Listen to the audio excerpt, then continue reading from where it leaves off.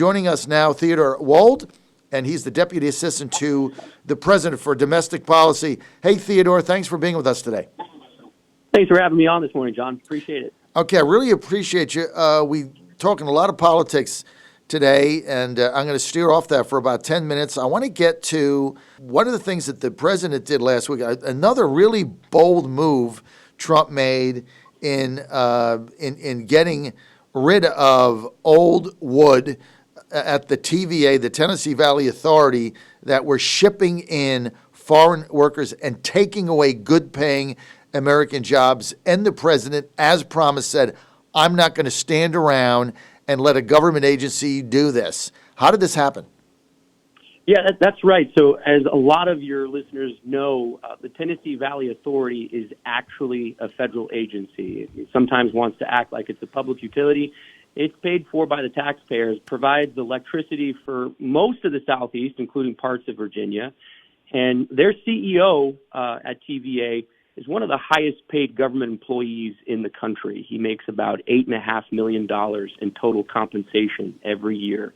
He got a salary boost last winter, and then he turned around this spring and started laying off American working men and women, bringing in cut-wage foreign labor to take their places. Now, the president doesn't get to pick who the CEO of TVA is. He doesn't get to fire or hire that person, but the board of directors does. And the president does control the board of directors. So the president sent a clear message. He signed an executive order that would require all federal agencies and departments to prefer Americans first for any service contract. And then he fired the president of the board and one other member and said that he would keep firing members of the board until TVA reinstated the workers. We got word late last week that TVA got the message loud and clear, and they were rescinding all of the pink slips they'd sent out and putting 300-plus American working men and women back on the line. I tell you what, this is a move. It got some play in the fake news media, Theodore, but not enough really, because this basically, I don't want to get into campaigning, but it's another promise the president made. He kept the promise. And look, the object of HB1 visas of foreign workers, the object is the purpose of these is not to lower wages and fire U.S. workers, which is what they've been. This is how Wall Street and Goldman Sachs has abused them.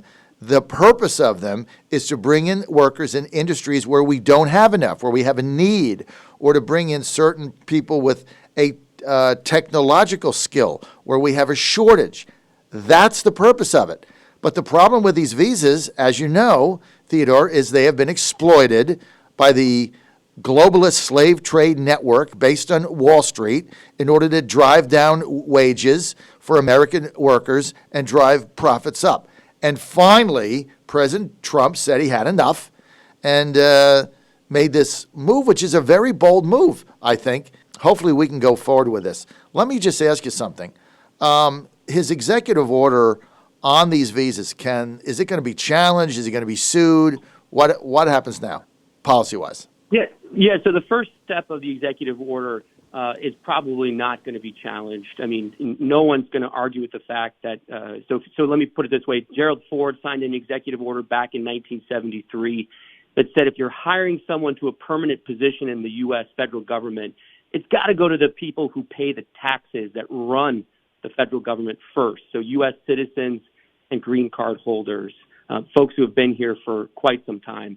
The next step on this EO is to say, if you're doing a service contract, which is how a lot of these globalists get around the current law on H-1B, they're saying, we're not hiring the guy directly. We're going through a consultancy firm, and the consultancy firm can pay these people peanuts, can exploit them, do all of these things you described.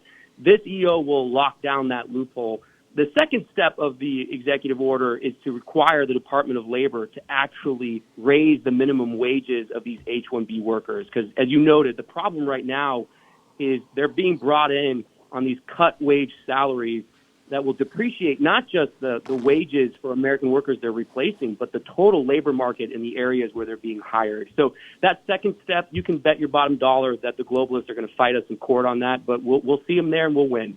You know, if you really wanted to define America first, if you wanted to define the difference between President Trump and other Republicans and if you wanted one incident to tell everybody why I was for Trump when he started thinking about it in January of 2015, it was what he did at TVA. That was my vision of what this president would do, because we have had this unholy alliance between Chamber of Commerce Republicans, Wall Street executives, Goldman Sachs, the slave trade network, shipping our jobs overseas in order to lower the cost of production, open borders, the unholy alliance between Democrats that want cheap votes, Republicans that want cheap labor. That thing's been going on. He stopped that, and finally, he took action on these scam visas. And that's really what they are. They're scam visas designed by lobbyists at Goldman Sachs to drive down U.S. worker wages, period. And finally, he took action, and this is what we're going to get in a second Trump term, a lot more of it. Hey, Theodore, thank you for this. Theodore Wold, Deputy Assistant to the President for Domestic Policy. Great move with TVA, great move with these visas. Keep up the great work. Thank you. Thanks for having me on, John. Really appreciate it. Thank you. Fantastic job.